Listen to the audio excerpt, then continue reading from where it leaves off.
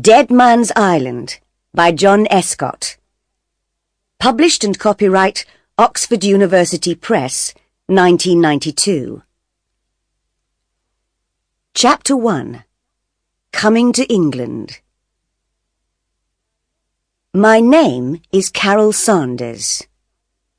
I live in England now, but when I was younger, I lived in Hong Kong. My father was a businessman there, and my mother worked as a secretary. We lived in Hong Kong for 7 years. I was happy at school, with lots of friends, and we had a good time. I like pop music.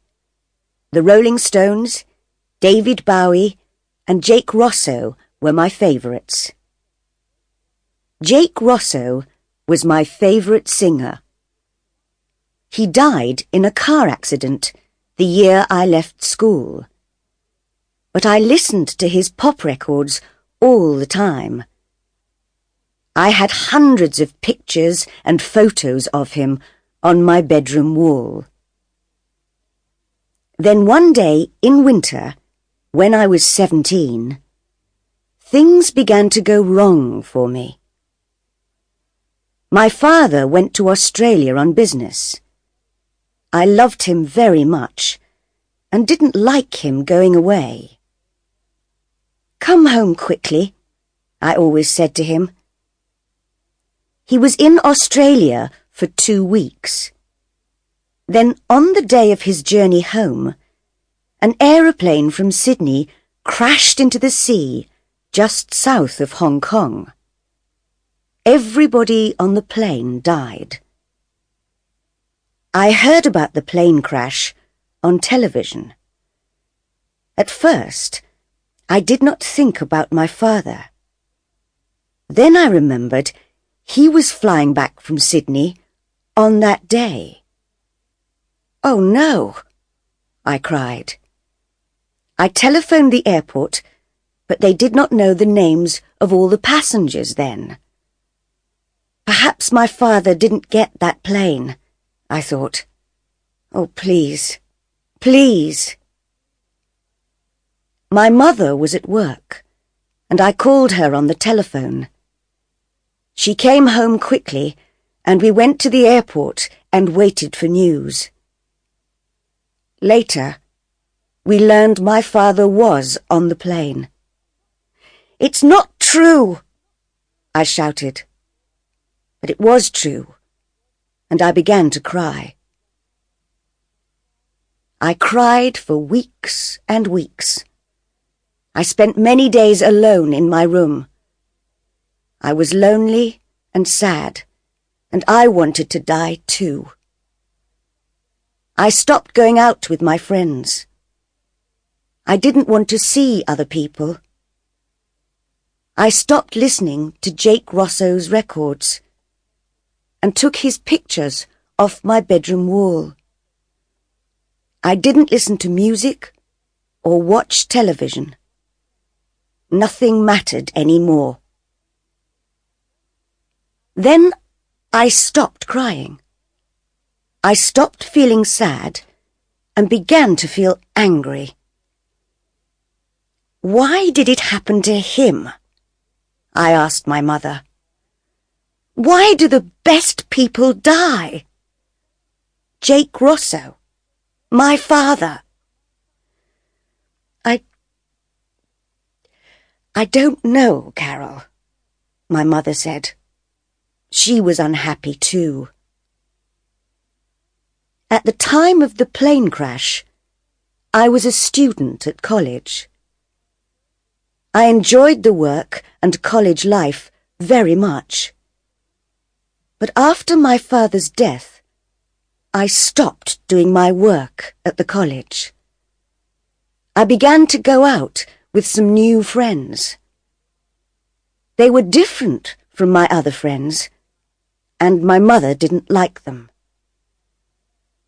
"They're bad people, Carol," she told me. "They do dangerous things." "They're exciting," I said, "and I like them." I knew she was angry, but I didn't care.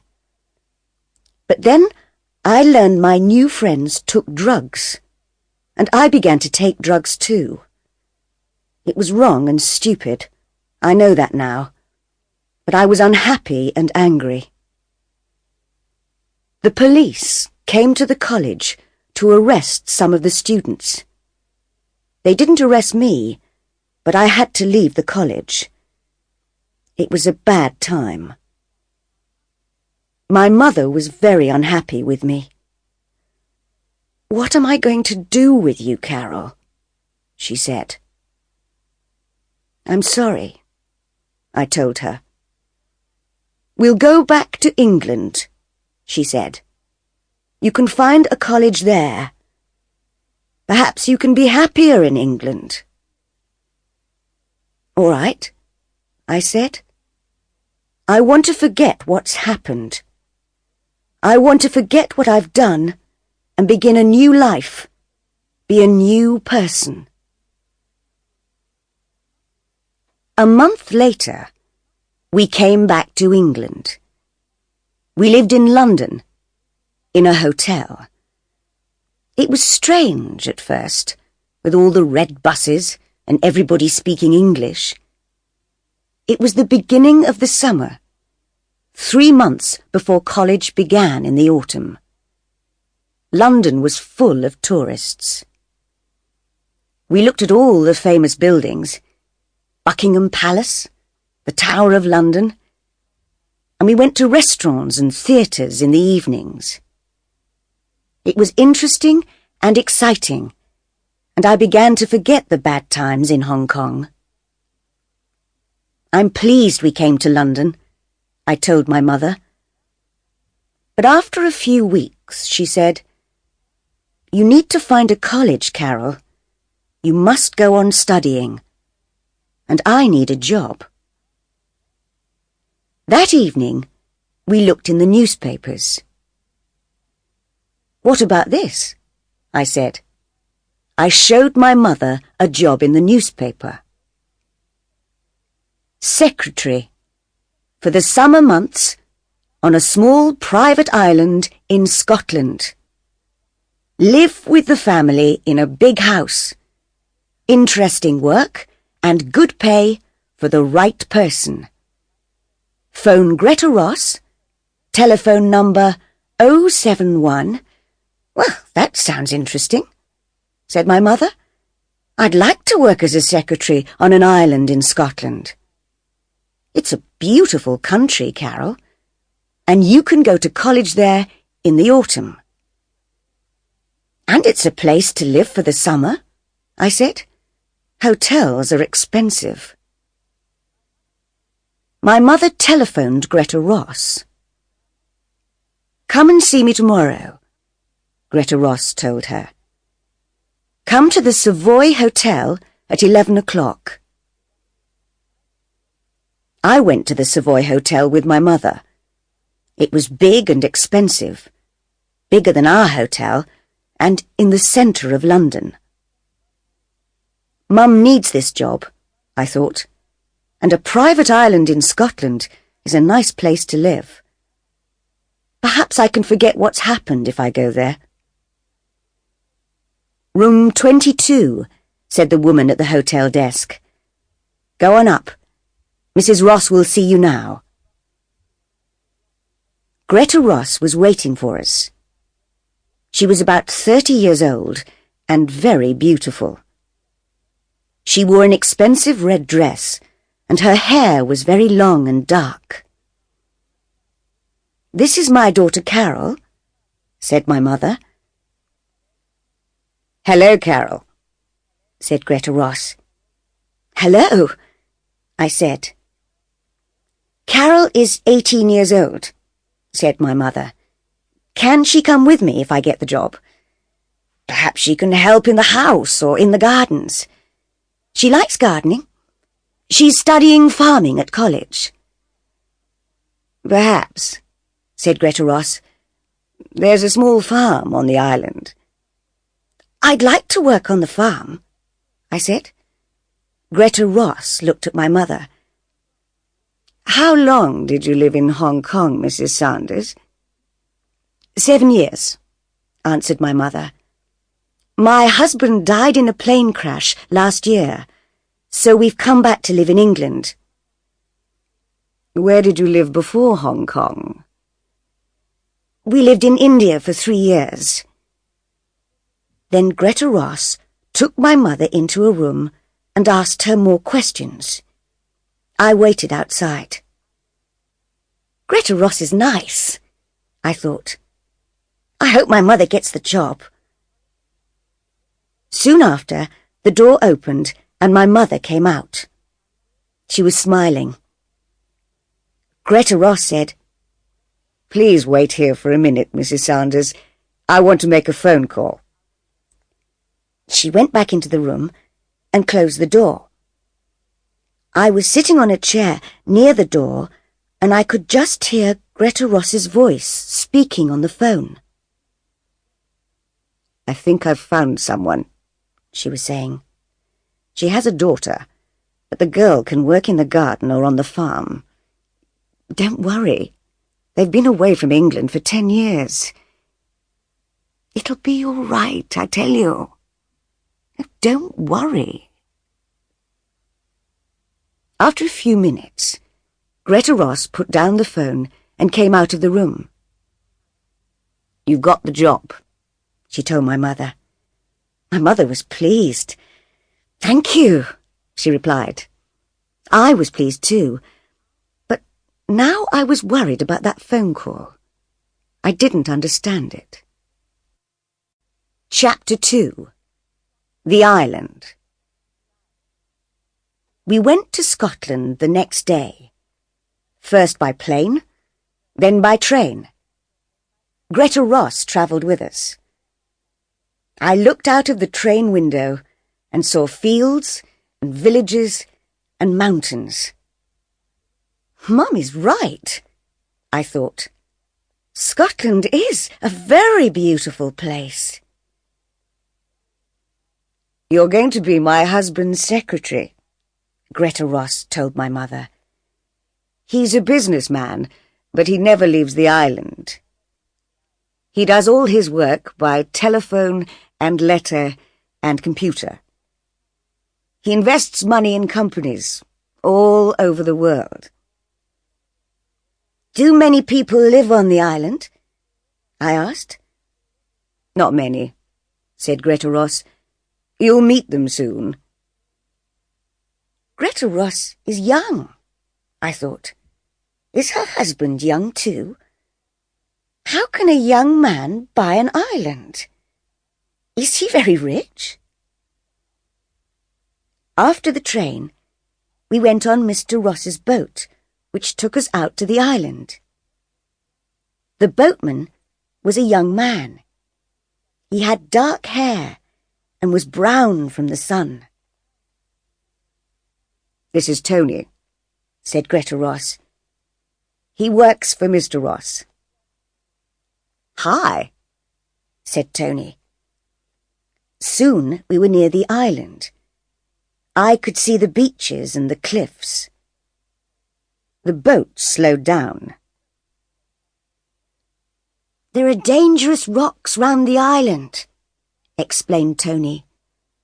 "A lot of them are under the water and you can't see them. I have to be careful.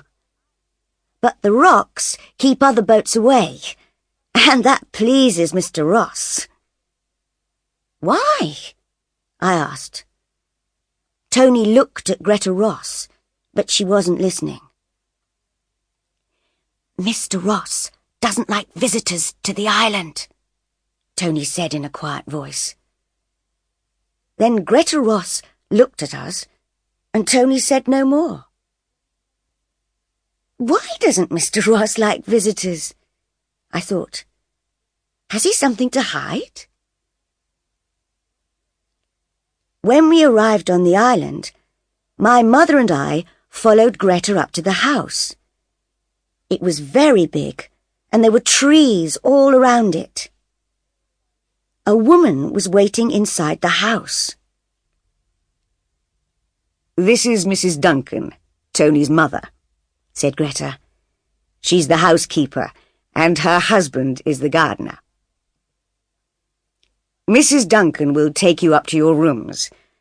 I'm going to tell Mr. Ross you've arrived." The housekeeper was a little woman with short hair. She went up the stairs, and my mother and I went after her. My room was next to my mother's. I looked out of the window and saw the gardens at the back of the house. A man was working in the garden near some trees.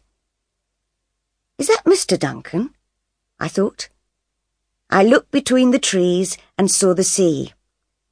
It's a beautiful house and a beautiful island. That evening, we had dinner with Mr. and Mrs. Duncan and Tony. We ate in the big kitchen. "What happened to Mr. Ross's last secretary?" asked my mother. "She's in hospital," replied Mrs. Duncan. "She's going to be away all summer." "Isn't Mrs. Ross lonely here?" I said. "No," said Mrs. Duncan. "She likes painting a lot. She has a room upstairs and goes there to paint. She's very good. Sometimes she goes to different places on the island to paint pictures." We finished eating our meal. Soon after, Greta Ross came into the kitchen. "Mr. Ross wants to see you and your daughter now, Mrs. Saunders," she said. "Follow me, please." We followed her through the house and into a big room. This was Mr. Ross's office, and he was sitting behind a desk. I was surprised. He was a young man, about 30. He had a moustache, short dark hair, and he wore glasses. Mr. Ross was speaking into the telephone.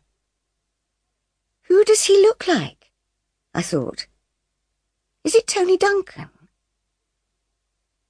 "Mr. Ross is talking to a business friend in New York," said Greta. "Please sit down." While we waited, I looked around the office. There were 3 telephones, a computer, and lots of books and papers. There was another door, and I could see a smaller room next to the office. There was a smaller desk and another computer in there. Mr. Ross finished speaking on the phone, then looked carefully at my mother and me. For a few seconds, he didn't speak, and just watched us. Then he said, "I'm pleased to meet you, Mrs. Saunders. I need some help with my work. My secretary is in hospital, and there's a lot of work to do. Sometimes you'll have to work late at night because of time differences in New York and Tokyo. Is that all right?" "Yes, that's all right," said my mother. "Can you use a computer?" "Yes." "Good." He looked at me. "Is this your daughter?" "Yes, this is Carol," said my mother. "Hello," I said. "Greta says you like gardening. There's a big garden here, so you can help Mr. Duncan. And there's a farm. Dan and Stella Parks live in the farmhouse and work on the farm. You can help them too. We have some animals. Some sheep, a few cows, and chickens. And there's a horse called Smoke. He's grey, like his name. Can you ride?" "Yes," I said. "I can ride a horse." "You can ride Smoke around the island, if you like." "I'd like that," I said. "Thank you." "And we grow vegetables and fruit," he said. I work on the farm sometimes. I enjoy it." I smiled at him, but he didn't smile back. "Carol will enjoy working on the farm," said my mother. "Won't you, Carol?" "Yes," I said. Mr. Ross looks sad, I thought. But how did he get all his money? And why does he hide away on an island? Chapter 3. The Photograph. I worked in the garden for the first 2 days. The weather was hot and sunny. I liked working with Mr. Duncan, and he was pleased with my work.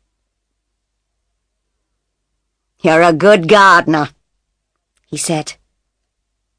"I've always liked gardening," I said, "but I'm studying at college to be a farmer." Sometimes I saw Greta Ross. She likes to be alone, I thought. Once or twice, I saw Greta go out with her painting things. She went up on the hills or down to the beach. Mr. Duncan took me to the farm, and I met Dan and Stella Parks. They were very friendly. "You can work on the farm for the next 3 days," said Dan Parks. "Mr. Duncan says you're a good gardener. Are you a good farmer too?" I smiled at him. "I am," I said. He smiled back. So I worked on the farm with Mr. and Mrs. Parks. They were nice people. I helped with the cows and the chickens and went up on the hills with Mr. Parks and his dog to look at the sheep. One afternoon, I went out riding. Smoke was a big, lazy, friendly horse. I enjoyed riding, and Smoke knew his way around the island very well. I learned new places to go to. I rode along the cliff top and then in between some trees. When we came out of the trees, I saw the house from the other side. I tried to find the window of my room. Which one was it? Suddenly, I saw a face at one of the windows. The face was looking at me. It was there for just a second or two, then it moved away quickly. Who was that? I thought. Was it Mr. Ross? And which room was it? I didn't see my mother very much that first week. She worked all day and in the evenings. She wrote letters to South America, Japan, Canada, and Australia. Sometimes she worked after I was in bed. "Mr. Ross works hard," she told me. "He invests money in many companies and countries, but it's not his money." "It's not?" I was surprised by this. "No, it's his wife's money, and she bought the island. It's her island, her house, her farm. Everything belongs to her." How strange. But why does Mr. Ross always look sad? And why does he never leave the island? I asked. "I don't know," said my mother. "He says he likes it here and likes working on his farm. It's strange, I know." Sometimes, when I finished work, I walked along the beaches or the cliffs, or I went swimming in the sea. I liked swimming. Greta Ross often came to the beach to swim, but Mr. Ross never came. "Stay away from the rocks, Carol," Greta Ross told me. "They're very dangerous." "I will," I said. Sometimes I took my camera to the beach and took photographs of some of the boats that went by. I took photographs of the birds on the cliffs. There were other small islands near our island, and boats with tourists stopped at them. But no boat stopped at our island. They kept away from the dangerous rocks. Tony was right. The island did not have visitors. One day, I was walking back to the house and had my camera with me. I stopped and looked at the big house. Mr. Duncan was working in the garden in front of it. At first, he didn't see me. "I'm going to take a photograph of the house," I thought. "The sun is in just the right place, and it will make a good picture." I looked at the building through my camera and took the photograph. Mr. Ross was coming out of a door. He was in my picture too, and he looked angry. "It's all right," I thought. "It's still a good photograph." But Mr. Duncan was running across the grass. He came quickly up to me and said, "Give me your camera." He looked very worried. "What's wrong?" I asked in surprise. I gave him the camera. "Never take photographs of Mr. Ross," he said. And then he opened the back of my camera and took out the film. "Hey, what are you doing?" I said. "You'll spoil my film." But he didn't stop. "Sorry," he said, and he put the film into his pocket. "But no pictures of Mr. Ross. He doesn't like people to take pictures of him." Mr. Ross was watching us. He saw the camera, and he saw Mr. Duncan take out the film. But he said nothing. Then he turned and went back into the house. Later, I told my mother about Mr. Duncan and the camera. "He spoiled my film," I said. "I don't understand," she said. "Why did he do that?"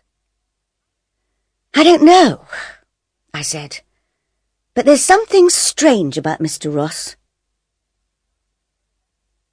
About a week later, I finished work early one day and came back to the house. My mother was working in her small room next to Mr. Ross's office. Mrs. Duncan was in the kitchen. Greta Ross was painting in her room upstairs. I went to my room and began reading a book. I was sitting beside the window. After half an hour, I got tired of reading. I looked out at the rain and the grey sea and the rocks between the trees. My book isn't very interesting, I thought. I got up and went out of my room. I walked along the passage and turned a corner. Then I saw the door at the end of the passage. There was a large plant in a plant pot outside the door. Where does that door go? I thought. I haven't seen it before. I remembered the face at the window in my first week on the island. Perhaps it's the door to that room, I thought. I walked along to the door and turned the handle. The door didn't move. It was locked. "What are you doing?" said a voice behind me. I turned round quickly and saw Greta Ross. She looked angry. "That room is private," she said. "I'm sorry," I said. "I didn't—" "Stay away from there," she told me. I told my mother about the locked door. "What's behind it?" I said. "Is it a secret?" "I don't know," said my mother. "It doesn't matter. Mr. Ross can have locked rooms if he wants them." "I think he does have secrets," I said. "There's something strange about him. There's something strange about this island. Somebody isn't telling us something.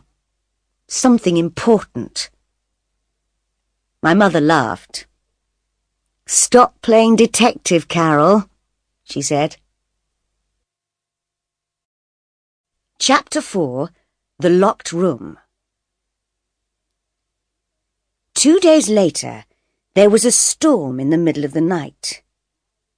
I was hot and I couldn't sleep. I got out of bed, went across to the window, and looked out at the night.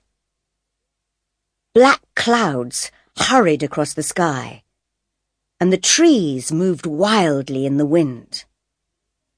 The rain made a loud noise on the window. I opened my window and put my head out into the wind and the rain. I looked at the other windows in the house. Most of them were dark, but one window had a light in it. Somebody isn't sleeping, I thought. Which room is that? There were 6 windows between my window and the room with the light. And there are 6 doors between my room and the locked door, I thought. That light is in the locked room. Somebody's in there. I put on my dressing gown and went out of my room. The house was dark, and at first I couldn't see very well. I walked along the passage and turned the corner. There it was, the locked room, and there was a light under the door. I went nearer and heard noises. Somebody's moving about in the locked room, I thought. Who is it?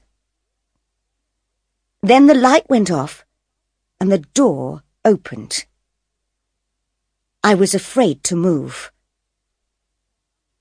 Somebody came out of the room and into the dark passage. Lightning suddenly lit up the house, and I saw who it was. "It's Mr. Ross," I thought. What was he doing in that room in the middle of the night? I didn't move, and he didn't see me. He locked the door of the room carefully. He didn't put the key in his pocket, but hid it in the plant pot next to the door. He's coming along here, I thought. I must get back to my room. And I ran back along the passage. Mr. Ross heard me. "Who's that?" he called. I didn't answer, but ran into my room and closed the door. He came along the passage and stopped outside my door. Then he walked past and went on down the stairs. I took off my dressing gown and went back to bed. I was shaking because I was afraid. Now I know how to get into the locked room, I thought. But what's in there? There was no storm in the morning, but it was still raining. I got up early and worked on the farm. There were eggs from the chickens, and I put them in boxes. I helped to milk the cows and then took them out to the field. Later, I went back into the house for breakfast. "Did you sleep all right last night?" asked Mrs. Duncan. "Or did the storm wake you up?" "I slept all right," I said. I didn't want to tell her about the light in the locked room or about Mr. Ross. After breakfast, I went back upstairs. Mr. Ross was talking on the telephone in his office. My mother was working at her desk. I knew that Mrs. Duncan was in the kitchen and that Mr. Duncan was working in the garden. "Where's Mrs. Ross?" I thought. Then I looked out of the window and saw her with Tony Duncan. They were walking to the boat. "He's taking her out in the boat," I thought. "Perhaps she's going to Edinburgh."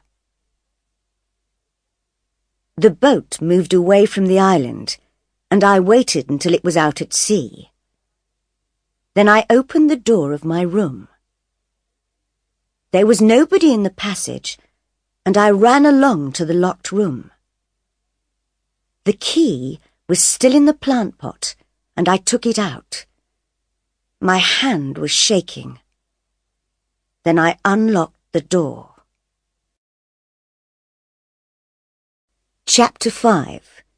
A Dead Man. I went into the room, and I was very surprised. The room was full of strange things. Coloured shirts and suits. 3 guitars. And there were posters and photographs on the wall. I looked at the posters. Jake Rosso's face looked down at me. I looked at the dead Jake Rosso's picture, and I remembered all the photographs on the walls of my room in Hong Kong. I could never forget that face, the face of my favourite singer. Then, while I looked at his face, something strange happened. I began to see another face in the posters. An older face, and with a moustache, but the same face. I saw the face of Mr. Ross. "No," I said, "it's not true." But it was. I knew it was. Mr. Ross is Jake Rosso. "No," said a voice behind me. I turned round and saw Mr. Ross. He was standing in the doorway.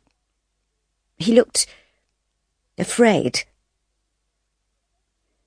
"I don't believe you," I said. "You have to believe me." I looked at the posters. "Who is that, if it's not you?" "It's Jake Rosso. He was my brother." "That's not true," I shouted. "I don't believe you." "Listen, Jake Rosso was my favourite singer. I had hundreds of photos of him. I still have all his records. I loved him. Do you understand? Thousands of people loved him." "He's dead," Mr. Ross said quietly. "No!" I shouted. "You're Jake Rosso. You look different now, yes. You've got short hair. You've got a moustache now, and you wear glasses. But you're Jake Rosso. You were my favourite pop star, so I know." Mr. Ross said nothing and watched my face. He doesn't know what to do, I thought. He knows I don't believe him, and he's afraid. Then he said, "It was you in the passage last night, wasn't it?" "Yes," I answered. He looked angry. "I was wrong to give your mother a job," he said. I thought it was okay because you came from Hong Kong, and I needed help with my work. I needed a good secretary. Does your other secretary know who you are? I asked. Do the other people on the island know? Mr. Ross didn't answer, but walked across to the window. He was thinking. What's he going to do? I thought. Then he turned round. Okay, you're right. I am Jake Rosso. I knew it! He looked worried and unhappy. Can you keep a secret? A very important secret. I thought for a minute, then I said, yes, I can keep a secret. Then he told me. The other people on this island are my family. Your family? I said. Yes.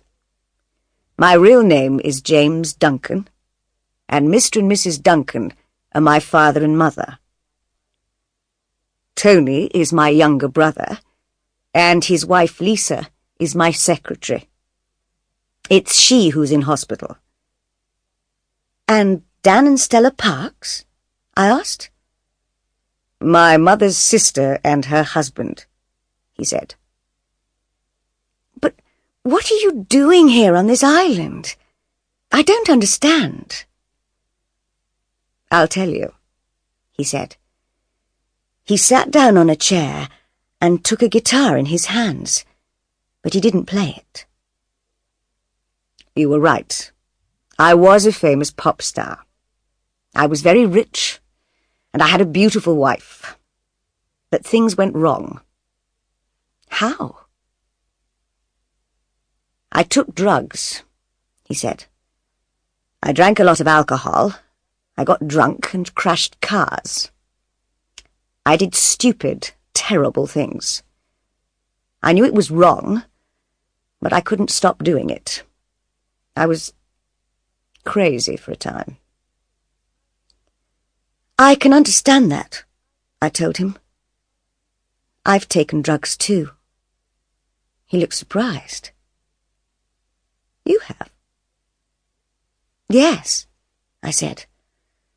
After my father died, I was very unhappy, and things went wrong for me too. But go on with your story. He went on. One night, I was driving my car. I was drunk. And I hit somebody. A young girl. She died. I killed her. Oh, no. Yes, he said. She was 15 years old. I wanted to die too. The money didn't matter anymore. Nothing mattered anymore. What did you do after the accident? I asked. I drove on in the car. I didn't stop, and I didn't tell the police. I had killed someone, and I was afraid. He looked afraid now. He put the guitar down and went on with his story.